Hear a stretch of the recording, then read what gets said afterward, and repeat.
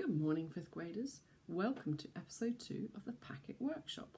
As promised, I'm going to tell you the answers to the first 4 questions that I covered in episode 1.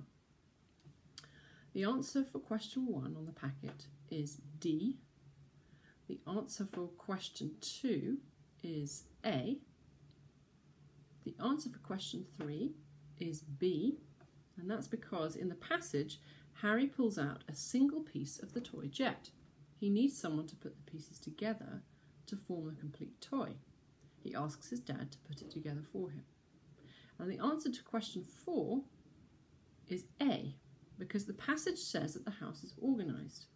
It also says that all the toys are put away in toy chests. These descriptions show that the house is neat. So today we're going to go over question 5 and a few more questions, see how much we have time for. I hope that you're all doing well and finding time to enjoy things with your family, get some rest, and perhaps get outside in the yard or the garden and enjoy the beautiful weather. So here is number 5. I'm going to read the passage.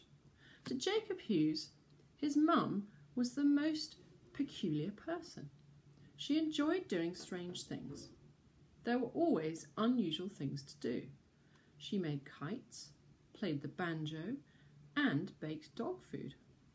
However, his mum loved to roller skate most of all. She would rove through the streets on her skates. His mum liked to wander the streets without a purpose. She sometimes found the best picnic spots that way. Although she was different from most mums, Jacob still thought his mum was the best. Question 5. In the passage, what does the word rove mean? A. To hop in the street. B. To skate quickly. C. To know the road. Or D. To move aimlessly. If you remember last time, I talked about how context clues are often found in the passage itself. If you go back to the sentence starting, she would rove through the streets on her skates.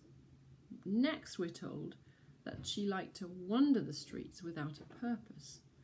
And that wandering the streets without a purpose is the clue that we need to answer that question. Here we go with number 6. Night after night, Lizzie pored over an old book of poems. The book had poems by poets such as Jonathan Swift and Alexander Pope.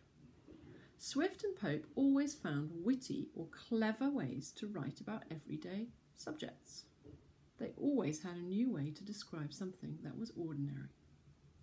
Lizzie studied their poems carefully because she wanted to be a true poet. She loved the challenge of writing poetry because it was never easy to write. Whenever Lizzie finished a poem, she was proud of it. She believed her poems were original and different, just like Swift and Pope. Question 6 asks, in the passage, the word poured means A. To stretch wide, B.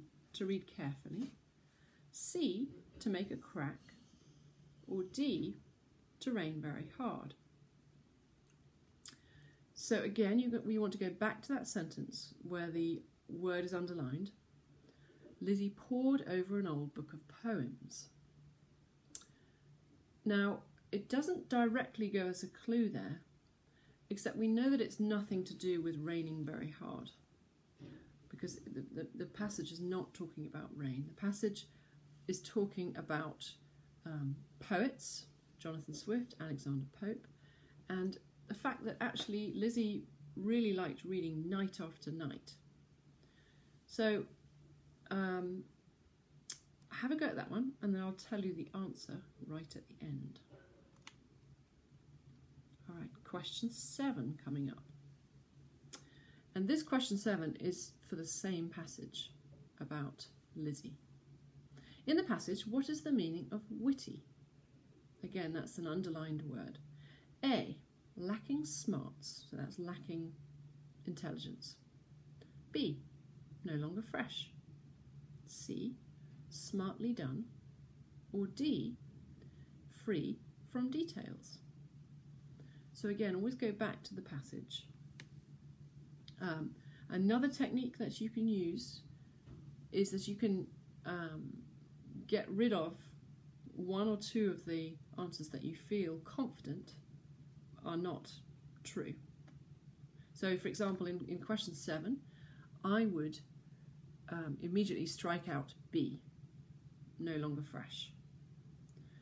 I go back to the passage and I read the sentence again. Swift and Pope always found witty or clever ways. So clever is the context clue. So think about what clever means and try to answer number 7.